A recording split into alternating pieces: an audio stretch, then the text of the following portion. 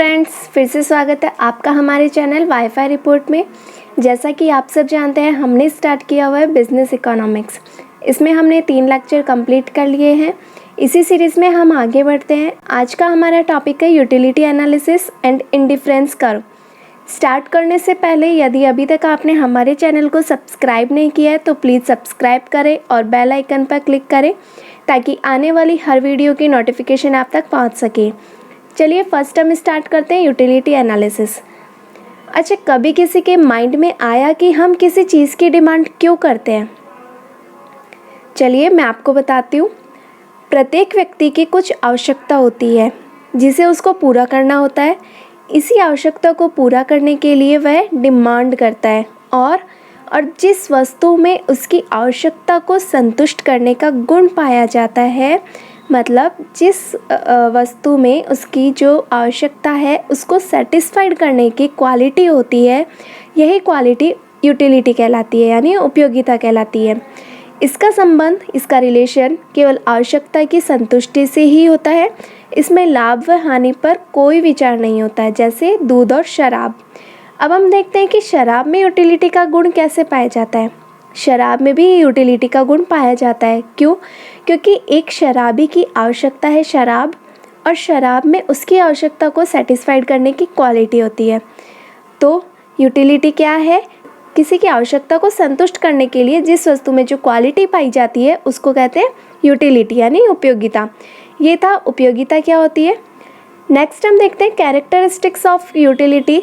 Utility की विशेषताएं। Utility वस्तुगत ना होकर व्यक्तिगत होती है, मतलब ये वस्तु से रिलेटेड ना होकर पर्सन बाय पर्सन होती है। ये कंपैरिजन मतलब तुलनात्मक होती है। ये घटते क्रम में होती है, मतलब जब स्टार्टिंग में हम किसी चीज़ की डिमांड करते हैं तो ज़्यादा होती है और धीरे धीरे उसकी डिमांड कम होने लगती है, मतलब यूटिलिटी कम होती जाती है। ये एक न्यूमेरिकल थॉट है। ओके, नेक्स्ट हम देखते हैं यूटिलिटी को मेज़र करने के मेथड्स। इसके 2 मेथड्स होते हैं। फर्स्ट है कार्डिनल गणनावाचक, सेकंड है ऑर्डिनल क्रमवाचक। फर्स्ट हम देखते हैं कार्डिनल मेथड। इसके फाउंडर मार्शल एंड पीगू है। कार्डिनल यूटिलिटी का मानना है कि यूटिलिटी को नंबर में काउंट नहीं कर सकते। जैसे हमने 1 2 3 4, मतलब जैसे हम देखें, जैसे हमने चाय पी तो हमें एक आवश्यकता प्राप्त हुई, ऐसा हम नहीं कह सकते। यूटिलिटी को इन्होंने मापनीय माना है। इसकी माप की इकाई को यूटिल्स का नाम दिया गया है। प्रोफेसर मार्शल का मानना है कि एक वस्तु के लिए उपभोक्ता जितना मूल्य चुकाता है, मतलब कंज्यूमर जितना पे करता है, वस्तु में प्राप्त होने वाली जो उपयोगिता है, जो यूटिलिटी है, उस मूल्य के समान होती है। मतलब जितना वो पे करता है उससे मिलने वाली यूटिलिटी भी इक्वल होती है। प्रोफेसर पिगू ने मुद्रा को उपयोगिता के माप की इकाई माना है। सेकंड हम देखते हैं ऑर्डिनल मेथड, ऑर्डिनल एनालिसिस। इसके founder professor Hicks and Allen हैं। ऑर्डिनल यूटिलिटी अप्रोच को इंडिफरेंस कर्व एनालिसिस भी कहा जाता है। इंडिफरेंस कर्व के फाउंडर भी प्रोफेसर हिक्स को माना जाता है। इनके अकॉर्डिंग यूटिलिटी को नंबर में काउंट नहीं कर सकते, यूटिलिटी को ऑर्डर में सेट कर सकते हैं। जैसे हमें इतनी यूटिलिटी प्राप्त हुई, हमें इतनी यूटिलिटी, मतलब हमें अच्छा लगा, हमें बुरा लगा, तो इसे रैंक दे सकते हैं, नंबर में काउंट नहीं कर सकते। नेक्स्ट है यूटिलिटी के कॉन्सेप्ट। इसके 2 कॉन्सेप्ट हैं, total utility and marginal utility. First हम देखते हैं टोटल यूटिलिटी क्या है। जो आपके पास जितनी भी कमोडिटी या बोले तो जितनी भी वस्तु आपके पास पड़ी है, उनको कंज्यूम करने से मिलने वाली यूटिलिटी को जब ऐड कर लिया जाता है तो उसको बोलते हैं टोटल यूटिलिटी। तो बेसिकली टोटल यूटिलिटी आपको क्या बताएगा? जब एक गुड्स की सारी यूनिट्स को कंज्यूम कर लिया जाता है और वो सारी की सारी यूनिट्स को जब टोटल किया जाता है तो उसको बोलते हैं टोटल यूटिलिटी। सेकंड है मार्जिनल यूटिलिटी। ये कहता है जब किसी गुड्स की एक यूनिट को कंज्यूम कर लिया जाता है, मतलब जब किसी एक गुड की एक यूनिट को कंज्यूम कर लिया जाता है तो दूसरी अगली नेक्स्ट यूनिट को कंज्यूम करने से टोटल यूटिलिटी में डिफरेंस आता है। वह डिफरेंस ही मार्जिनल यूटिलिटी कहलाता है। फॉर एग्जांपल, 4 रोटी से मिलने वाली यूटिलिटी 30 है और 5 रोटी से मिलने वाली यूटिलिटी 36 मतलब 36 है। हमने 4 से 5 रोटी ली मतलब एक और रोटी को कंज्यूम किया, तो हमें 5th रोटी की MU देखनी है, मतलब मार्जिनल यूटिलिटी देखनी है। एक अतिरिक्त एक एडिशनल यूनिट को कंज्यूम करने के लिए हम जो टोटल यूटिलिटी में कितना डिफरेंस है ये हमें देखना है। तो 36 5th रोटी से मिलने वाली यूटिलिटी थी और 30 4th से, तो 36 - 30 = 6। तो हमें 5th रोटी से कितनी यूटिलिटी प्राप्त होती है? 6 मार्जिनल यूटिलिटी होती है।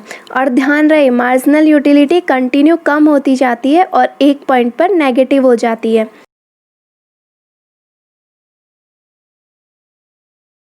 चलिए फ्रेंड्स, नेक्स्ट हम देखते हैं सीमांत उपयोगिता हास नियम, मार्जिनल यूटिलिटी डिमिनिशिंग लो। मार्जिनल यूटिलिटी क्या होती है? हर बार नेक्स्ट यूनिट को कंजप्शन करने से टोटल यूटिलिटी में डिफरेंस होता है, वह मार्जिनल यूनिट होती है। यही डिमिनिशिंग लॉ है कि यदि किसी वस्तु का कंटिन्यू कंजप्शन किया जाता है तो उससे मिलने वाली मार्जिनल यूटिलिटी घटते क्रम में होती है, मतलब वह कम होती जाती है। यही law of diminishing marginal utility है। ऐसा क्यों होता है? चलिए हम रोटी का ही एग्जाम्पल लेते हैं।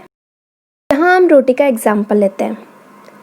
जब हमने एक रोटी कंज्यूम की तो हमें टोटल यूटिलिटी मिलती है 8 और 8 से मार्जिनल यूटिलिटी भी 8। जब हमने एक और रोटी कंज्यूम की तो हमें टोटल यूटिलिटी 14 मिलती है, क्योंकि इस पहले वाले की भी 8 है। इससे मार्जिनल यूटिलिटी में कितना डिफरेंस आया? 14 - 8 मतलब 6। नेक्स्ट हम अगर एक और रोटी कंज्यूम करते हैं तो हमें टोटल यूटिलिटी मिलती है 18। इससे मार्जिनल यूटिलिटी 18 - 14 4। नेक्स्ट हम देखते हैं जब हम एक और रोटी कंज्यूम करते हैं तो हमें यूटिलिटी सेम मिलती है, पहले वाली और अब वाली यूटिलिटी सेम है। ऐसा क्यों? क्योंकि अब हमें थोड़ी, पहले हमारी भूख बहुत ज़्यादा थी, अब हमें थोड़ी कम भूख लग रही है, तो हमें उससे यूटिलिटी प्राप्त नहीं हो रही, हम केवल पेट भरने के लिए रोटी खा रहे हैं। तो यहाँ पर जो मार्जिनल यूटिलिटी है वो कितनी हो गई? 0। नेक्स्ट हम देखते हैं यदि हम भूख नहीं लग रही और हमें यूटिलिटी प्राप्त नहीं हो रही तो भी हम अगर एक रोटी और खाते हैं तो हमें जो टोटल यूटिलिटी है वो 16, पहले कितनी थी? 18। 18 से 16 मतलब टोटल यूटिलिटी माइनस में, तो हमें मिलने वाली मार्जिनल यूटिलिटी कितनी होगी? नेगेटिव हो जाएगी। मतलब यहाँ पर अब हमें रोटी की आवश्यकता ही नहीं है, हमारी यूटिलिटी पूरी हो गई है, हमें पूरी जो उपयोगिता है, जो हमें आवश्यकता थी वो हमारी पूरी हो गई है। फ्रेंड्स, यही सीमांत उपयोगिता का हास नियम है, यही डिमिनिशिंग लॉ है। क्या कहता है डिमिनिशिंग लॉ? कि जैसे जैसे हम किसी चीज़ की या किसी वस्तु का कंजम्पशन करते जाते हैं, जैसे जैसे हम उसको कंज्यूम करते जाते हैं तो हमारी आवश्यकता संतुष्ट होती जाती है, यानी सेटिस्फाइड होते जाते हैं हम, तो उसकी यूटिलिटी कम होती जाती है। यही सीमांत उपयोगिता का हास नियम है। फ्रेंड्स, यदि आपको किसी भी पॉइंट में कोई क्वेश्चन है तो मुझे कमेंट बॉक्स में बताइए, और अभी तक यदि आपने चैनल सब्सक्राइब नहीं किया है तो अभी सब्सक्राइब करें और बेल आइकन पर क्लिक। चलिए आज का हमारा नेक्स्ट टॉपिक है इंडिफरेंस कर्व। क्या है इंडिफरेंस कर्व? आइए इसके बारे में जानते हैं। इंडिफरेंस कर्व को प्रोपाउंड प्रोफेसर हिक्स ने किया था। यह ऑर्डिनल अप्रोच पर बेस्ड है। आईसी का मतलब है जो कर्व दो कमोडिटी, दो गुड्स के वेरियस कॉम्बिनेशन को शो करेगा और हर कॉम्बिनेशन से मिलने वाला सेटिस्फिकेशन या यूटिलिटी है वो सेम है। मतलब जब दो गुड्स का यूज किया जा रहा है तो हर पॉइंट पर कॉम्बिनेशन अलग अलग होगा, लेकिन उनसे मिलने वाली जो यूटिलिटी है वो सेम होगी। फॉर एग्ज़ाम्पल, यहाँ मैंने ऑरेंज और एप्पल का एग्ज़ाम्पल लिया है। यहाँ पर देखिए, जब 5 यूनिट ऑरेंज 1 यूनिट एप्पल की है तो ये दोनों इक्वल है। ये इक्वल है 4 ऑरेंज एंड 2 एप्पल के। ये इक्वल है 3 ऑरेंज और 3 एप्पल के। ओके, नेक्स्ट है 2 ऑरेंज इक्वल किसके? 4 एप्पल के। ये इक्वल है 1 ऑरेंज 5 एप्पल के। ओके, ये देखिए अब मैंने सही से बना लिया डायग्राम। इसका मतलब क्या निकलता है? जो आईसी है, मतलब जो इंडिफरेंस कर्व है, वो ये बताता है कि दो अलग अलग गुड्स के अलग अलग कॉम्बिनेशन पर भी उनसे मिलने वाली यूटिलिटी सेम होती है। कैसे? यहाँ देखिए, यहाँ पर मिलने वाली यूटिलिटी 6 है। कैसे? 5 और 1 6, 5 ऑरेंज और 1 एप्पल की। ये इक्वल किसके है? 4 ऑरेंज और 2 एप्पल के। ये भी 6 हो गए मिलके। ये इक्वल किसके हैं? 3 एप्पल और 3 ऑरेंज के। 3 और 3 6। तो मतलब सभी से मिलने वाली जो टोटल यूटिलिटी है वो कितनी आ रही है? सेम। कितनी? 6। मतलब यूटिलिटी सेम है। यही इंडिफरेंस कर्व शो करता है क्या? कि अलग अलग कॉम्बिनेशन पर भी यूटिलिटी सेम होती है। ये है indifference curve. Okay, clear? Next एक यहाँ आता है एक marginal rate of substitution, MRS। इसका मतलब क्या है? ये देखिए यहाँ पे ये क्या है, इसको मैं आपको एग्जांपल के थ्रू समझाती हूँ। ये यहाँ पे क्या है? 5 ऑरेंज और 1 एप्पल। नेक्स्ट है 4 ऑरेंज और 2 एप्पल। मतलब हमने 1 एप्पल के एक्स्ट्रा कंजप्शन, मतलब जहाँ पे हम 4 ऑरेंज कंज्यूम कर रहे हैं और हमने 2 एप्पल कंज्यूम किया, पहले हमने 1 किया था। यहाँ पे 1 एप्पल को गेन करने के लिए हमने 1 ऑरेंज की यूनिट को छोड़ दिया है। इसी तरह अगली है 3 ऑरेंज एंड 3 एप्पल। मतलब हमने 1 ऑरेंज को और छोड़ दिया। इससे क्या शो होता है कि जब हम एक एडिशनल यूनिट को गेन करने के लिए पुरानी कितनी यूनिट का सैक्रिफाइस कर रहे हैं, यही मार्जिनल रेट ऑफ सब्स्टिट्यूशन है। और मेन थिंग, यदि एक ही यूटिलिटी या सेटिस्फिकेशन लेवल पर बने रहना है तो हमें पिछली यूनिट्स का सैक्रिफाइस करना होगा। तो ये क्या है? Marginal rate of substitution. हमारा 3 तरह से होता है, मतलब जो सब्स्टिट्यूशन होता है वो 3 तरह से होता है। एक कांस्टेंट या स्थिर, या कहे हम इक्वल। जैसे यहाँ देखिए एग्जांपल में ऑरेंज है 5 4 3 2 1 और एप्पल है 1 2 3 4 5। इनका जो रेशियो है वो है 1:1 1:1 1:1 1:1। कैसे? जब 5 ऑरेंज थे तो हमने एक एप्पल था। नेक्स्ट हमें एक और एडिशनल जो एप्पल है उसको कंज्यूम करने के लिए, एक एडिशनल एप्पल को कंज्यूम करने के लिए हमने 1 यूनिट छोड़ दी। कितना हुआ? 1 क्योंकि हमने 1 गेन किया है, 1 छोड़ा है। नेक्स्ट है एक और एप्पल को गेन करने के लिए हमने 1 और यूनिट को छोड़ दिया है, 1 और यूनिट का सैक्रिफाइस कर दिया है। तो यहाँ पर भी रेशियो कितना हुआ? 1:1। नेक्स्ट है एक और एप्पल को गेन करने के लिए हमने 1 और ऑरेंज को छोड़ दिया, मतलब उसका 1 और ऑरेंज का सैक्रिफाइस कर दिया। तो यहाँ पे रेशियो क्या है? 1:1। इसी तरह एक और एप्पल को गेन करने के लिए हमने 1 और ऑरेंज को छोड़ दिया। तो यहाँ पर भी रेशियो कितना है? 1:1। तो ये कौन सा है? यहाँ MRS कांस्टेंट है, मतलब दोनों गुड्स का जो सैक्रिफाइस रेशियो है वो सेम है। सेकंड है इंक्रीजिंग MRS, मतलब बढ़ता हुआ सीमांत दर। यहाँ पर एग्जांपल देखिए, फर्स्ट हमने कितनी एप्पल कंज्यूम की है? 8। मतलब जब हमने 1 ऑरेंज कंज्यूम किया तो हमने कितनी एप्पल कंज्यूम की? 8। सेकंड, हमने 1 और ऑरेंज की यूनिट को गेन करने के लिए हमने 1 एप्पल को छोड़ दिया। मतलब कितनी गेन करने के लिए? 1 को गेन करने के लिए 1 को छोड़ दिया, तो इनका रेशियो कितना हुआ 1:1। सेकंड हम देखते हैं एक और यूनिट को कंज्यूम करने के लिए हमने 2 यूनिट को छोड़ दिया।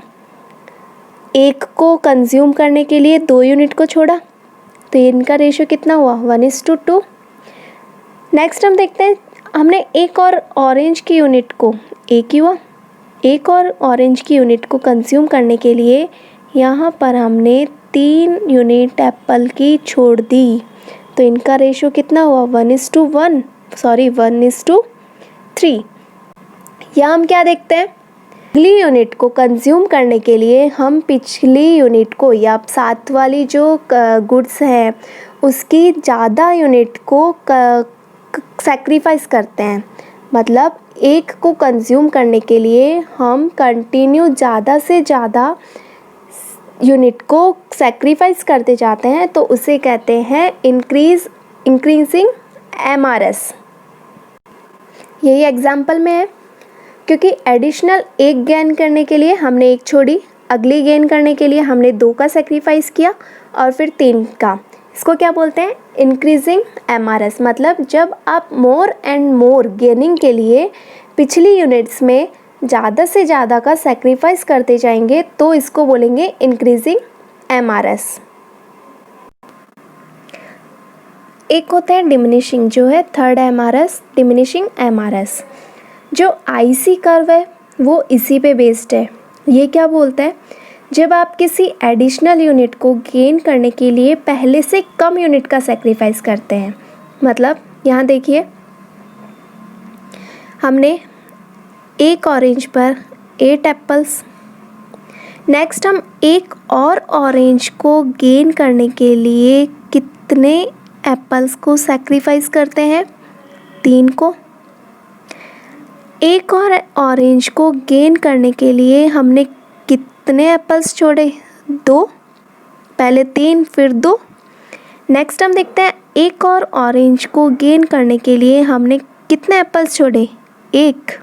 यहाँ पर क्या शो होता है, यहाँ पर कंज्यूमर द्वारा एक यूनिट को गेन करने के लिए 3 यूनिट का सेक्रीफाइस किया जा रहा है, वहीं एक और एडिशनल गेन करने के लिए 2 यूनिट का और एक और एडिशनल यूनिट का गेन करने के लिए उसने 1 यूनिट का।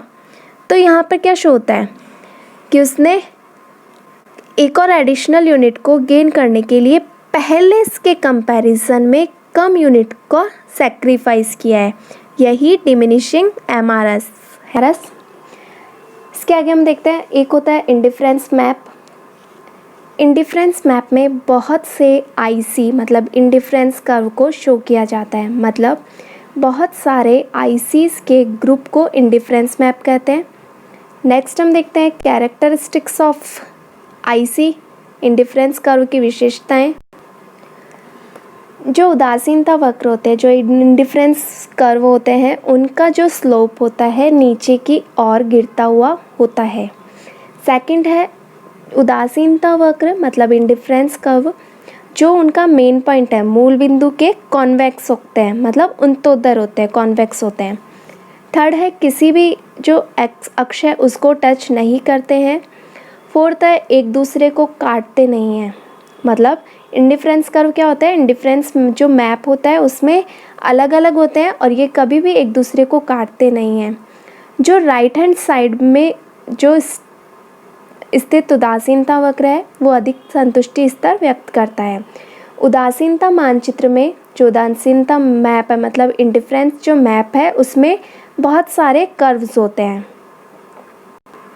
सो फ्रेंड्स, ये थी इंडिफरेंस मैप की विशेषताएं और इसी के साथ हमारा आज का टॉपिक कंप्लीट होता है।